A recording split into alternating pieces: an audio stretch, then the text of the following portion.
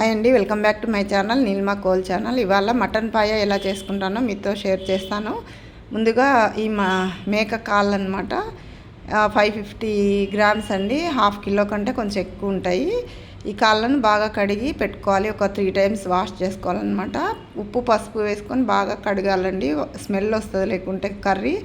తర్వాత కొద్దిగా ఆయిల్ తీసుకొని అందులో కొద్దిగా జీలకర్ర, బిర్యానీ ఆకు, ఆనియన్స్, పచ్చిమిర్చి మీకు కావాలంటే వేసుకొని, లేదంటే స్కిప్ చేయండి. కరివేపాకు వేసుకొని కొంచెం బాగా వేయించుకోవాలన్నమాట.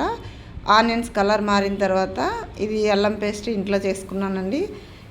1 స్పూన్ అల్లం పేస్ట్ వేసాను అనమాట. ఇంట్లో ప్రిపేర్ చేసుకుంది అయితే మంచి స్మెల్ వస్తుంది, ఫ్రెష్ అల్లం పేస్ట్. తర్వాత ఒక టొమాటో కట్ చేసుకొని వేసుకున్నాను. తర్వాత ఈ మసాలా వచ్చేసి ధనియాల పొడి, కొబ్బరి, ఆనియన్, కొత్తిమీర, ఒక టమాటో వేసి పేస్ట్ కొట్టుకున్నాను మిక్సీలో. సో ఈ మసాలా కూడా అంతా వేసి బాగా వేయించుకోవాలి. ఈ మసాలా వేగిన తర్వాత 1 స్పూన్ కారం వేసాను, కొద్దిగా పసుపు వేసాను అనమాట. మీరు తినే కారాన్ని బట్టి కారం యాడ్ చేసుకోండి, మేము ఎక్కువ తినము. తర్వాత ఆచి చికెన్ కబాబ్ మసాలా అండి, నేను అన్నిటికీ ఇది యూజ్ చేస్తాను, నాన్ వెజ్ వాటికి. అది కూడా 1 స్పూన్ వేసి కొద్దిగా ఊరికే 1 నిమిషం పాటు వేయించుకోవాలి.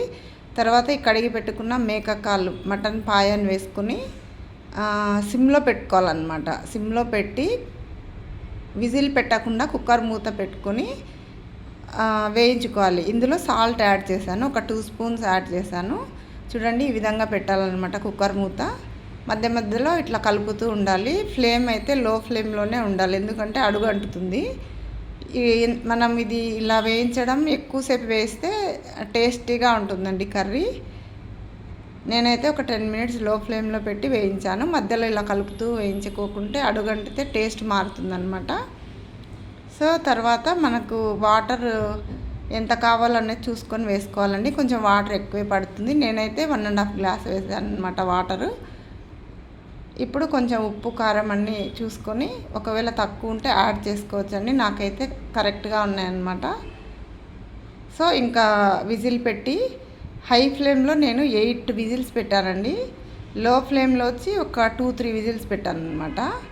ఇది బాగా బాయిల్ అవ్వాలన్నమాట, ఉడకాలి. దీంట్లో ఉండే సారం అంతా కర్రీలోకి రావాలండి. అది కొంచెం ఉడికించుకోవడంలోనే ఉంటుందన్నమాట ఈ కర్రీ. ఇప్పుడు టేస్ట్ మళ్ళీ ఒకసారి చూస్తున్నాను, కానీ అన్నీ పర్ఫెక్ట్గా సరిపోయాయి. ఉప్పు కారం అంతా, స్పైస్ అంతా కరెక్ట్గా ఉంది. మీకు కావాలంటే కొద్దిగా మిరియాల పొడి వేసుకోవచ్చు.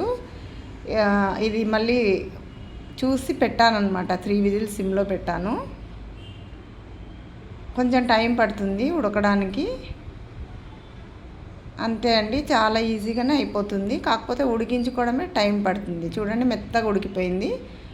సో నాకైతే 11 విజిల్స్ పట్టాయి. తర్వాత కొత్తిమీర యాడ్ చేస్తున్నాను. చాలా ఈజీగా చేసుకోవచ్చండి, ఇది చాలా టేస్టీగా ఉంటుందన్నమాట.